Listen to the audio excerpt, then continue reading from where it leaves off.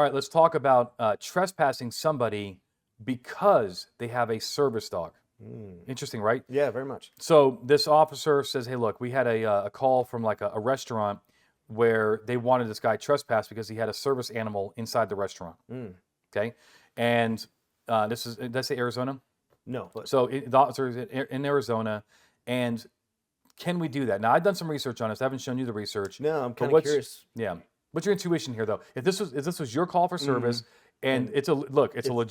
It's not the emotional support puppy, right? Even then, you gotta be careful. Yeah, it's not in the purse. Correct. It's not in the purse, right? The little Yorkie in the purse. This is a certified animal to help somebody with a disability. Yeah. Okay.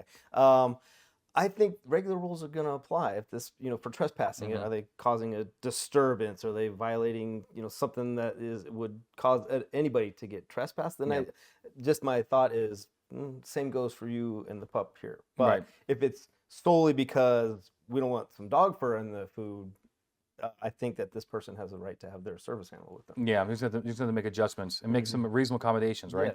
Yes. So the Americans with Disabilities Act, the ADA, obviously is going to play a part here. And it basically says that businesses that serve the public, which here must allow service animals into their establishment. Now, we are not ADA lawyers. We don't play ADA lawyers on TV or anything like that. So I'm just telling you what I think is the law here. But, there may be somebody smarter than me saying, well, Anthony, that only applies to businesses with 10 or more employees. I don't. Correct. I don't know. But I'm just telling you what I think the law is. A service animal is defined under the ADA as a dog trained to perform tasks related to a person's disability. Now, my research has said that the businesses can ask two primary questions. Number one, is this dog required because of a disability? Okay. Do you need this dog? Right, yeah. And the other question is, what task is the dog trained to perform? They said that you can ask that, like, what does this dog do for you? The emotional support animal is like, well, when I get sad, it licks me in the face. But they cannot ask for certification, and that's important too because I found this out. You can self-certify a dog. You don't actually have to. An ADA, dog, a service dog does not have to be certified by a business or. I guess if you would have asked me that, I thought there would be something. There should be something, I think, because people abuse this. Let's be honest. I mean, course. like there are legit people that need welfare assistance. There's a lot of people who just don't want to work. This is one of those things, right? There's a lot of people who abuse this. We travel all the time, and how many times have you seen dogs on leashes in those airports? Right. For the most part, if you see a dog on a leash in the airport, it's a service animal because it's supposed to be crated. And these are some of the most beautiful service animals I've ever seen, Foo-foo. Right. You cannot ask for certification. You cannot require proof of any disability. That makes sense. You cannot demand to know the person's disability. Like, what is wrong with you? Oh, well, yeah, okay. That just makes sense, Yeah. right? And so now, those are the two things. Is this dog required? Do you need this dog for your disability? And was it trained to do? Okay. Now, it also says that, look, if the dog is if it's not acting under control, it's barking excessively, it's being aggressive, it's not housebroken, then the dog can be removed.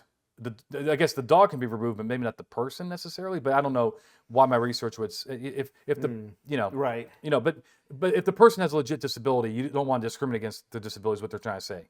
Like they may have a dog. I guess what my research is saying is that the dog itself may not be acceptable as a service animal because it's aggressive, barking, and so forth. Right. But if the person still has a disability, you should not be kicking them out just because they told you to have a disability. Right.